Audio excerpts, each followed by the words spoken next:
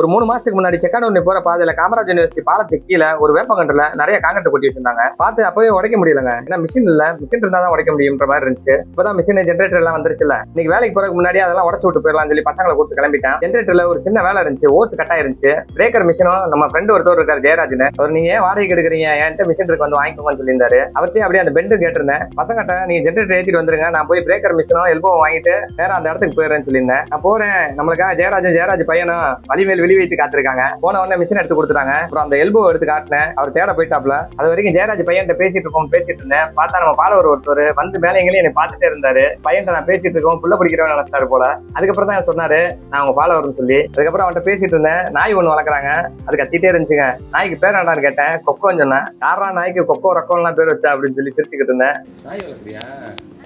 நாய் பேர் என்ன? கொக்கோவா? அப்புறம் அந்த எல்போ எடுத்துட்டு வந்து ஜெயராஜ் கொடுத்துட்டாரு. நேற்று பூரா கடையில தேடி கிடைக்கலங்க, நல்ல வேலையா கிடைச்சிருச்சு. அதை வாங்கிட்டு அப்படியே மாடக்குளம் கம்மாக்கார வழியா ஹைவேஸுக்கு போயிடலாம்னு சொல்லி அந்த வழியா போயிட்டு இருந்தோம்.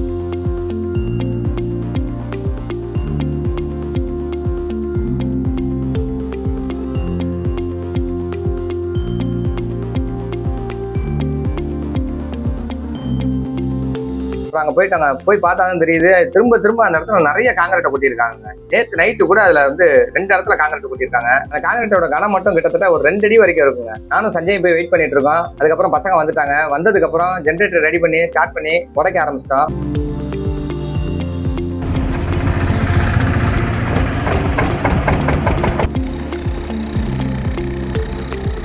ஒரு பக்கமா உடைச்சு அப்படியே வந்துடலாம் அப்படின்னு தான் ஐடியா பண்ணேன். உடைக்கிறதுக்கு ரொம்ப கஷ்டமா இருக்குங்க. ஒரு தடவை காங்கிரீட்டை உடைக்கும் போதும் அதை விட இது இன்னும் ஸ்ட்ராங்கா இருக்கு, அதை விட இது இன்னும் ஸ்ட்ராங்கா இருக்குன்ற மாதிரி போயிட்டே இருக்கு. இப்போ நினைச்சாதாங்க தெரியுது, முத உடைச்சேன் பாருங்க, அந்த காங்கிரீட் ரொம்ப ஈஸியா தான் இருந்திருக்கும் போல. மிஷினே போராடுது. சரி கொஞ்சம் கொஞ்சமா உடைச்சு அங்கிருந்து வர்றதுலாம் ஆகாத விஷயம், மரத்தை சுத்தி உடைச்சிடலாம்னு சொல்லி உடைக்க ஆரம்பிச்சிட்டோம்.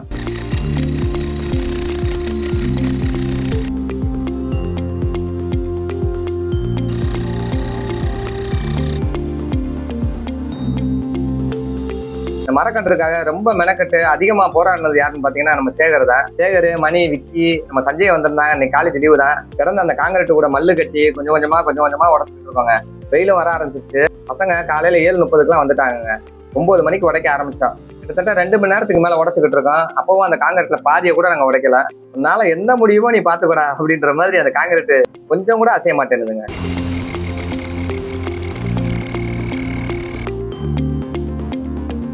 உடச்சுக்கிட்டு இருந்தா நம்ம ஃபாலோவர்ஸ் எல்லாம் நிறைய பேர் வந்து இன்னைக்கு விசாரிச்சுட்டு போனாங்க. அது பக்கத்துலேயே ஒரு கறிக்கடை வச்சிருக்காரு. அவர் தான் அந்த மரக்கன்று வச்சவரு. பக்கத்துலேயே ஒரு புங்க மரமும் வச்சிருக்கேன் அப்படின்னாரு. அவர் அந்த காங்கிரீட் கொட்டினதுக்கு அடுத்த நாளே அள்ளி பார்த்தாராம். அள்ள முடியலையா? அதெல்லாம் இந்த காங்கிரீட் எல்லாம் கொட்டிட்டா அவ்வளவுதாங்க, 1 மணி நேரம் தான் செட் ஆயிடும் எல்லாம்.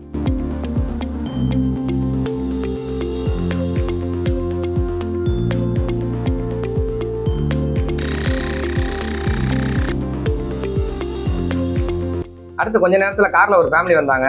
அவர் உசிலம்பட்டிக்காரன். அவரும் வந்து வாழ்த்துக்கள்லாம் சொல்லிட்டு போனாரு. மக்கள்லாம் நம்ம மேல அவ்வளவு அன்பு காட்டுறத பார்த்தா ரொம்ப சந்தோஷமா இருக்குங்க. கடைசியா போட்ட வீடியோவுக்கு எல்லாம் ரொம்ப சப்போர்ட் பண்ணீங்க. எல்லாருக்கும் ரொம்ப நன்றி. தொடர்ந்து இதே மாதிரி சப்போர்ட் பண்ணீங்கன்னா எங்களுக்கும் ரொம்ப சந்தோஷமா இருக்கும். 3 மாசமா அந்த காங்கிரீட்டுக்குள்ளேயே அந்த மரக்கன்று சிக்கி இருக்கிறதுனால மரக்கன்று மேல கொஞ்சம் தடிமனாவும் கீழே எல்லாம் தண்டெல்லாம் பாத்தீங்கன்னா ரொம்ப வெள்ளிசாவும் இருக்குங்க. இதே விட்டுருந்தோம்னா கொஞ்ச நாள்ல அந்த மரக்கன்று பட்டு போயிருக்கும்.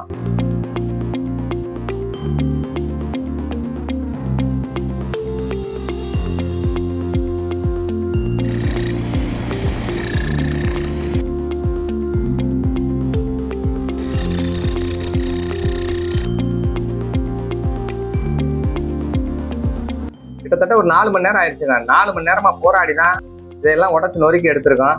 சுத்தி இந்த மரக்கன்று நல்லா வளர்ற அளவுக்கு எடுத்து விட்டுருக்கோம்.